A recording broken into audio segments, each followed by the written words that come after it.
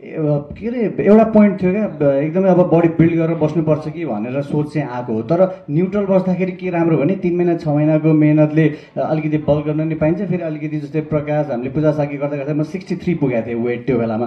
25 दिनमा 5 kilo loose गरेको त्यो फिल्मकै लागि पर्टिकुलरली होइन। अनि रियलाइज पनि भएको छैन कति भइसकेको थियो वेट भनेर।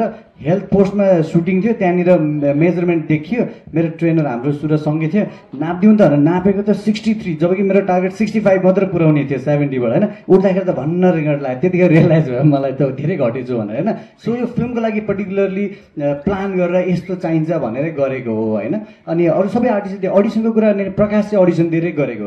प्रकाश फेरि मेकरले अडिसन मागेर पनि होइन, तपाईँहरू मेरो ब्याकअप सोच्दै गर्नु। इनकेस मैले सकिनँ भनेदेखि डिरेक्टरको भिजन, राइटरको थट, प्रड्युसरको पैसा चाहिँ डुब्नु हुँदैन। बरु प्रदीपले सकेन भनेर निकाल्नु, मलाई चित्त दुखाइ हुँदैन, ब्याकअप सोच्नु भनेर भनेको। अनि 2 महिना जति मैले अनुशासन क्लास र ल्याङ्ग्वेजहरू सिकेर अडिसन दिएर गरेको।